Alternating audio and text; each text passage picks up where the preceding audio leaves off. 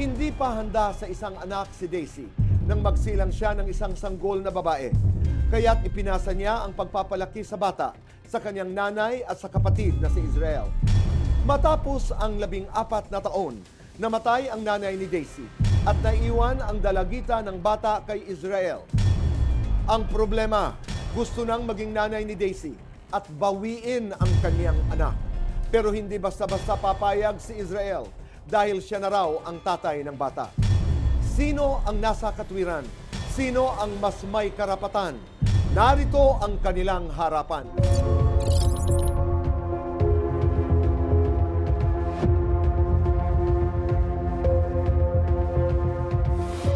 Basta ka na. Okay lang naman po. Anong grade ka na? Grade 8 po. So ngayon, nakatira ka kasama ng iyong tiyo. Ano ba tawag mo sa kanya? Papa Tiyo o po. papa? Papa. Apo. Laki ka sa papa mo, no? Apo. Tsaka lola? Yes. O, kailan namatay yung lola mo? Last June lang po. Si papa mo at ikaw, one house lang kayo kasama ng lola mo? Hindi po. Doon po sa loob ng gate po namin. Dalawang magkahiwalay na bahay, parang ganon. Pero lagi mo din nakikita si lola kasi isang gate lang naman, no? Apo. Pagkamatay ni lola, nalaman mo na may mama ka pala na iba. Apo. Pagkatapos nun, kinuha ka ba ng mama mo? Niniwan niya po ako kay Mama Aileen nung tapos nung living po ni Lola po. Okay. Tapos umuwi na po si Mama Daisy dun sa Pangasinan po. Dun po ako tumira ng 3 weeks. Tapos medyo hindi ko po nagustuhan yung pagtira ko dun kasi parang super irita niya sa akin, ganun po. May mga anak din siyang iba. Wala po. Bago nung sinabihan ko si Papa na pumunta dito sa Manila, nag-away po kami ni Mama Aileen. Kasi nga na bad trip po siya sa akin, hindi ko alam kung bakit. Ang sabi po niya that time sa akin, umalis ka na, tawagin mo na Papa mo, kunin ka nila dito. So, tinawagan mo papa mo? Hindi po. Hindi ba? Nag-sorry po ako sa kanya kasi ayaw ko pa umalis doon kasi respeto po sa kanya. Pagkatapos, anong kasunod na nangyari?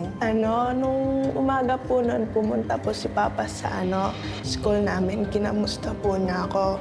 Tinapat ko na po yung nangyari kasi hindi ko kaya eh. Sabi ko po sa kanya, Pap, pagpunta ka po Manila, sama po ako sa iyo. Mas gusto ko po doon kaysa dito, sabi ko po. Tapos sabi niya, sige ayusin natin yung requirements mo, doon ka na lang sa Manila mag-aaral, sabi niya. So ako naman, super saya ko noon, nagtatatalon po ako. Nakalipat ka na. And masaya ka ngayon. Apo. Wala kang problema sa papa mo. Wala naman po. Kung ano lang masusunod, yun lang gusto mo sa kanya. Apo. Gusto lang naman namin kung ano yung naiisip mo, ano yung nararamdaman mo. So, kausapin ko sila para lang gusto namin talaga na nasa maayos ka. Apo. Sige, thank you very much. Thank you rin. Sige.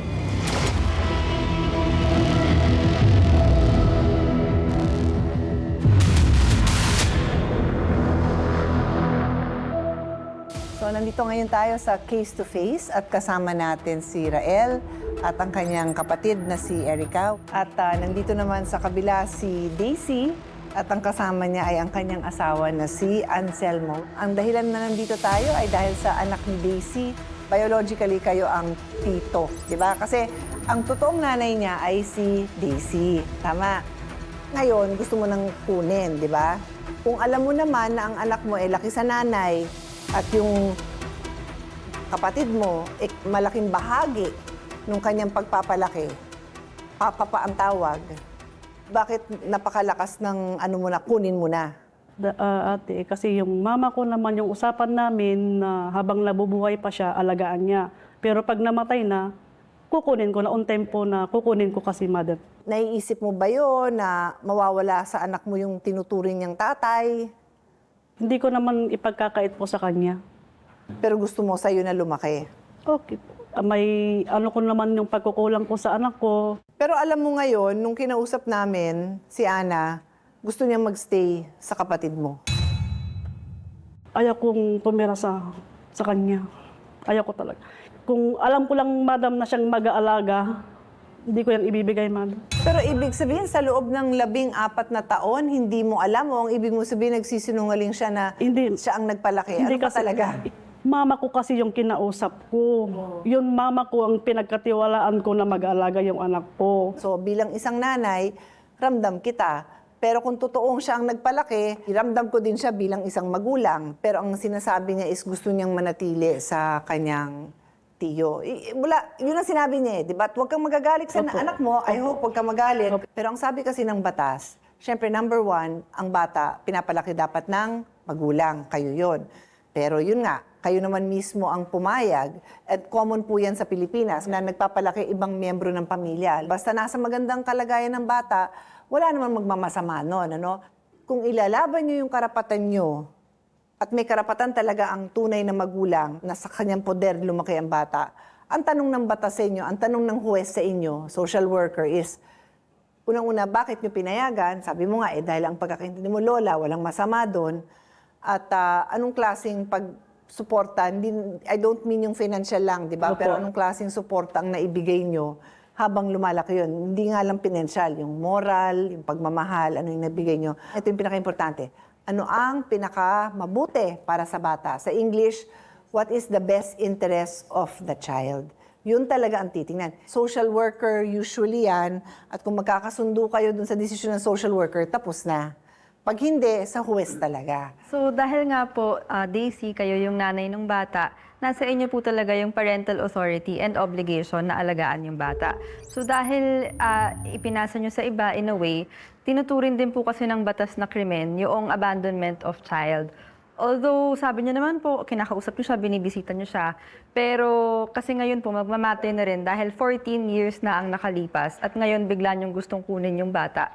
Konsiderasyon na rin po ng ating korte at ng ating social worker na naiwan niyo siya ng 14 years at iba ang kanyang kinilalang tatay, which is si Rael nga po. Pinapahalagahan ng batas ang actual custodian o kung sino ba yung kinikilalang tatay nung bata dahil ito yung kanyang normal.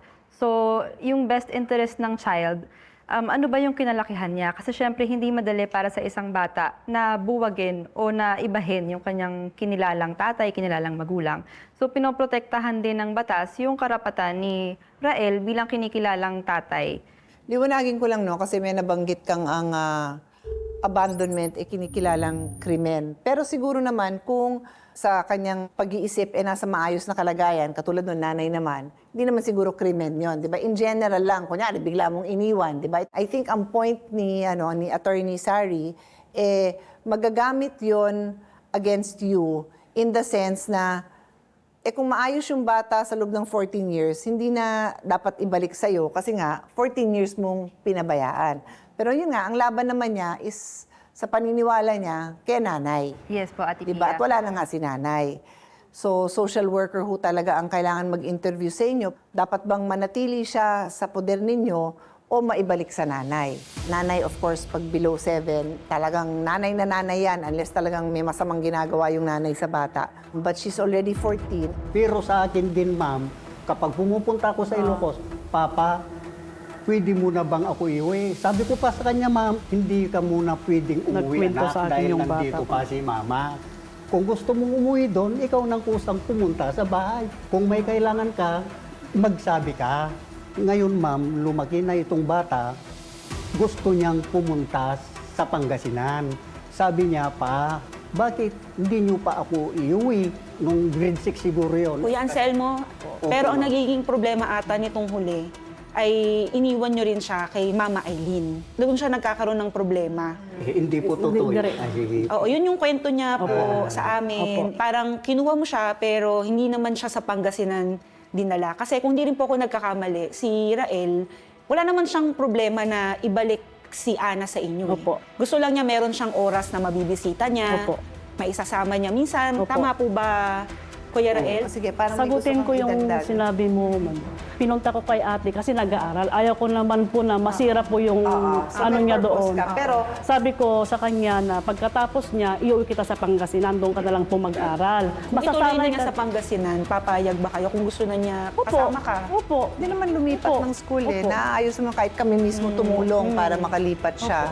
Pero hindi ko naman po ipagkakait po sa kanya. O yun naman pala eh. Bibisita sa poder nyo, Okay. walang problema. Kasi dalaga na rin yung anak mo eh. Diba? Bilang isang nanay, naiintindihan ko yon. Sinasabi nila na pinoprovide nila yung pangangailangan. Questionable sa amin yun. Kasi pag umuwi si kuya, lahat ng pangangailangan sa school, pinoprovide namin yun. Oo. Including the And uniform. I get it, oo. Kasi- Pag kung pinapabaunan mo din Yes sila po, ng lahat ano. ng school supplies niya, kumpleto yan. Mula sapatos, medyas, lahat. Yeah. So yun yung ginagawa namin kasi yun yung tulong nga namin sa kanya. Oo. So, alam ng bata yun. So siya yung nagsabi sa father niya na gusto niya mag-aral dito sa Manila. It is consistent that both of you are supporting. Ang hirap din naman ng manghatak ng bata na ayaw. 14 years old, may edad na rin kasi. So, kailangan ko talaga ng social worker, child psychologist na tutulong sa sitwasyon ninyo. You have the right to be with her, pero kailangan mo din ligawan yung anak mo eh. Pwede na lang na doon na lang kay Ate Aileen tumira. Yun naman naging nanay niya sa papel. Ayaw nga ng bata. Wala akong karapatan na hatakin ng bata. Kahit sino sa inyo, hindi kayo pwede pumunta sa barangay o kay Pia Cayetano, kay Kuya Alan, na ipadampot yung bata ng gano'n. Hindi pwede yun kung ayaw. Ngayon, kung tingin nyo nasa peligro yung bata, dire-diretso na tayo ngayon sa presinto. Kasi pulis lang ang pwedeng gumawa nun. At kahit si pulis, ang pagkakaintindi ko sa kanya, dahil involved ang bata, tatawag din ng social worker yon, di ba? Yung Women's and Children's Desk ang kailangan humawak. Kausapin nyo na ang anak nyo. Opo. Yan ang importante. Decide and talk to her as a parent. Kung ano yung kailangan na ibigay nyo na support, konsiderasyon, pasensya, kasi hindi nga lumaki sa inyo. So kung ang bata hindi natin masabi.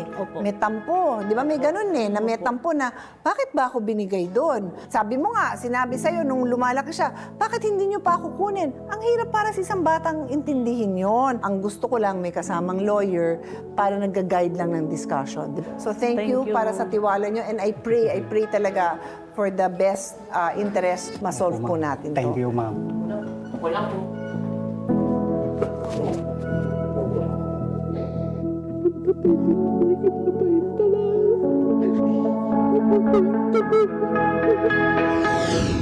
Dinala ng Team CIA with BA si alias Ana sa isang psychometrician na nagsabing normal naman ang resulta ng lahat ng screening sa bata. Inirefer din ng programa ang kaso sa isang social welfare officer. Si Ana po, ongoing po siya, nag-undergo ng initial assessment with our psychometrician. And then after assessment, kung ano po yung recommendation po ng aming psychometrician, ito po yung mga interventions po na aming gagawin. Ang aming opisina po ay magpe-prepare ng referral letter para dun sa Villasis, Pangasinan para po mag-schedule po ng family dialogue. I-invite po natin yung kanyang biological parents po para sa pag-uusap po dito sa Quezon City. Habang inaantay po natin yung dialogue po na yon, si Ana po ay magkakaroon ng regular psychoeducation sa aming psychometrician and counseling po sa aming social worker. Pagkatapos namin po magkausap dito sa counseling para magkasundo-sundo na rin, para matapos na rin po itong problema na ito. Maraming salamat po, Ate Pia, sa binigay mong advice po sa amin. Hindi ko po ito makalimutan po. Salamat po, Ate Pia.